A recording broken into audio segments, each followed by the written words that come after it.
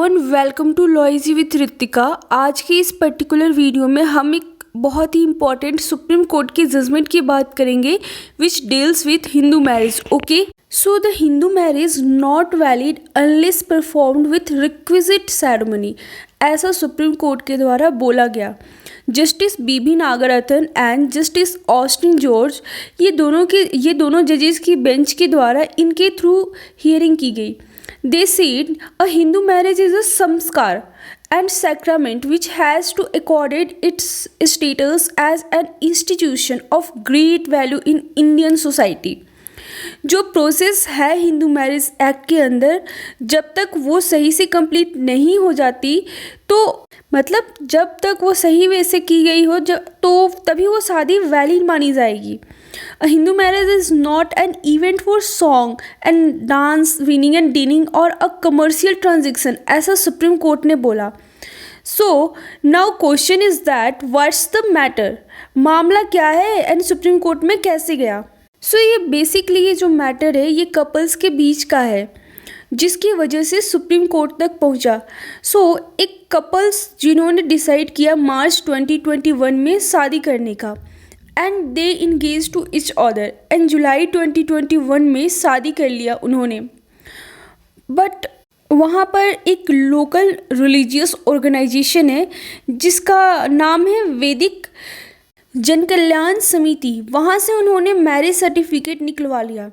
And Uttar Pradesh marriage registration rules 2017 के अंदर इन्होंने इसके बेसिस पर अपना हिंदू मैरिज एक्ट होता है इनका, and they register there marriage. Okay, अब यहाँ हुआ ये था कि लीगली उन्होंने कह दिया कि शादी कर ली, बट कोई भी रिचुअल्स फॉलो नहीं की थी।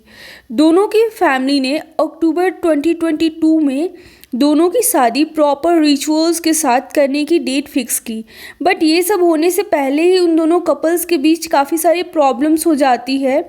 इवन लड़की ने डॉरी का केस फाइल कर दिया लड़का और उसकी फैमिली के ऊपर।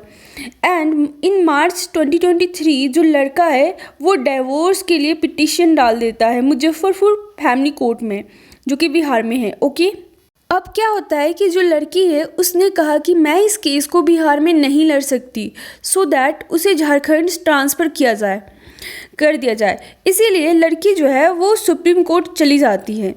जो लड़की की लॉयर थी उसने क्लेम किया कि there was no marriage in the eye of law because ये शादी हिंदू मैरिज एक्ट 1955 के तहत अभी कंप्लीट नहीं हुई है। बेसिकली लड़की का ये कहना था कि मेरा तलाक नहीं हो सकता है, अभी लीगल शादी नहीं हुई है, सिर्फ रजिस्ट्रेशन किया है। Then after much deliberation couples में सुप्रीम कोर्ट ने में एक एप्लीकेशन फाइल किया कपल्स ने कि अंडर आर्टिकल 142 आप हमारे मैरिज को इनवैलिड डिक्लेयर कर दीजिए। Now article 142 gives power to Supreme Court to give justice. Okay, now question is that Hindu marriage act के रूल्स के तहत क्या कहते हैं। हिंदू मैरिज एक्ट 1955 का सेक्शन 5 कंडीशंस डालता है कौन शादी कर सकता है, एंड हिंदू मैरिज एक्ट 1955 का सेक्शन 7 कहता है कि कौन कौन सी सेरेमनी करनी पड़ेगी। Okay, and Hindu marriage act 1955 का सेक्शन 8 बोलता है कि जब ये सारी सेरेमनी हो जाएगी तब उनको मैरिज सर्टिफिकेट दिया जा सकता है। And this act also says that अभी स्टेट गवर्नमेंट इससे रिलेटेड रूल्स रेगुलेशन बना सकती है। बट यहाँ पर ध्यान रखने वाली बात जो है वो ये है कि शादी को कभी तभी वैलिड माना जाएगा जब प्रॉपर रिचुअल्स फॉलो करेंगे। सिर्फ सर्टिफिकेट निकलवा लेने से एंड रिचुअल्स फॉलो नहीं किया तो इनवैलिड नहीं माना जाएगा उस शादी को। सुप्रीम कोर्ट ने यही कहा है। ठीक है, मतलब कि आपने सिर्फ सर्टिफिकेट्स निकलवा लिए, कोई रिचुअल्स वगैरह फॉलो किया ही नहीं, तो उस शादी को इनवैलिड माना जाएगा, वैलिड नहीं माना जाएगा। ठीक है, तो सुप्रीम कोर्ट की जो डिवीज़न बेंच है 2 जजेस की, दे सेड जो मैरिज है वो नल एंड वाइड है बिकॉज सिर्फ सर्टिफिकेट निकलवाने से नहीं होगा, प्रॉपर रिचुअल्स फॉलो होना चाहिए, जो कि उन्होंने फॉलो नहीं किया था। एंड जो डिवोर्स की पिटीशन डाली गई थी उसको क्वैश कर दिया गया, एंड जो डॉरी का केस जो रजिस्टर किया गया था उसको भी क्वैश कर दिया गया। सुप्रीम कोर्ट ने 18 पेज की जजमेंट देते हुए हिंदू मैरिज के बारे में कहा कि Hindu marriage is a sacrament and sanskar which creates the foundation of a new family and the order also quoted from Rigveda.